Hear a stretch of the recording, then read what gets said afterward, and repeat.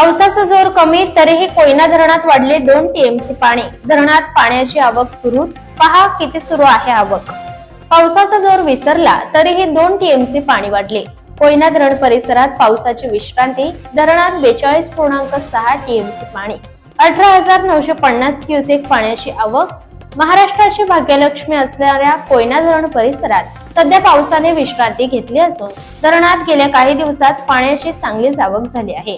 कोयना धरण परिसरात झालेल्या दमदार पावसामुळे सध्या धरणात 10,950 क्युसेक पाण्याची आवक होत असून सध्या धरणात 42.6 टीएमसी पाणीसाठा झाला आहे। गेल्या 24 तासात कोयना धरण परिसरात 8 मिलीमीटर, नवजा परिसरात 20 मिलीमीटर तर महाबळेश्वर परिसरात 17 मिलीमीटर पावसाची नोंद झाली आहे।